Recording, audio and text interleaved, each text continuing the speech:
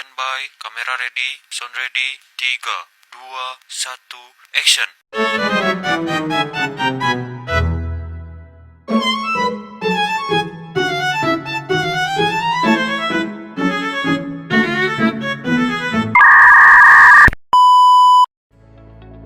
Assalamualaikum warahmatullahi wabarakatuh. Hai teman-teman semua, perkenalkan nama saya Zalwa Eka Febrianti dengan NIM 250103501004 dari jurusan Fisika Program Studi Pendidikan Fisika. Video ini saya buat sebagai bagian dari tugas mata kuliah Pendidikan Lingkungan Hidup.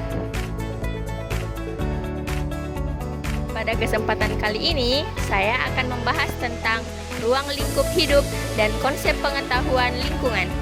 Melalui pembahasan ini, kita akan memahami bagaimana pengetahuan lingkungan berperan penting dalam menjaga keseimbangan antara manusia dan alam.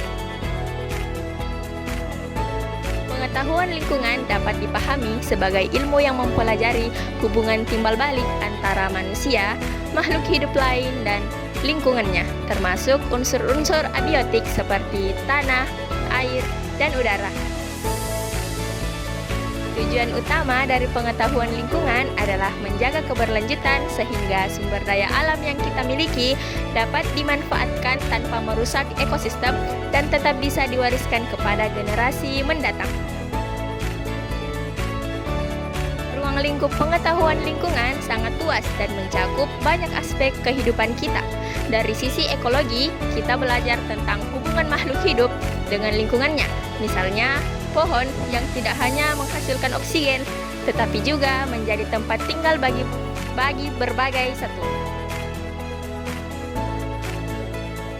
Dari sisi pencemaran, kita dihadapkan pada kenyataan bahwa udara, air, dan tanah semakin banyak terkontaminasi oleh sampah plastik, asap kendaraan, maupun limbah industri. Sumber daya alam seperti hutan, laut, dan air juga menjadi bagian penting dalam pembahasan lingkungan. Jika dikelola secara bijak, sumber daya ini bisa terus menopang kehidupan. Namun, sumber daya alam seperti hutan, laut, dan air juga menjadi bagian penting di dalam pembahasan lingkungan. Jika dikelola secara bijak, sumber daya ini bisa terus menopang kehidupan. Namun, jika dieksploitasi berlebihan, maka generasi berikutnya akan menghadapi krisis. Selain itu, lingkungan yang tidak sehat akan berdampak langsung pada kesehatan manusia. Contohnya, genangan air yang dibiarkan dapat menjadi sarang nyamuk, penyebab penyakit demam berdarah. Oleh sebab itu, kebersihan lingkungan bukan hanya persoalan estetika, tetapi juga menyangkut kesehatan masyarakat. Semua ini kemudian diperkuat dengan adanya hukum dan kebijakan di Indonesia. Hukumnya adalah Undang-Undang Nomor 32 Tahun 2009 tentang Perlindungan dan Pengelolaan Lingkungan Hidup yang mengatur upaya perlindungan serta pelestarian lingkungan di tingkat nasional. Dalam cakupan yang lebih luas, pengetahuan lingkungan juga tidak bisa dipisahkan dari isu global. Saat ini, dunia sedang menghadapi pemanasan global dan perubahan iklim yang nyata. Peningkatan suhu bumi, mencairnya es di kutub, dan kenaikan permukaan air laut menjadi ancaman bagi kehidupan manusia, terutama di wilayah pesisir.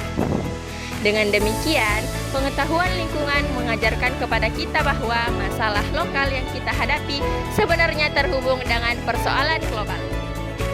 Kerusakan lingkungan sebagian besar terjadi akibat ulah manusia atau yang sering disebut sebagai anthropogenic impact.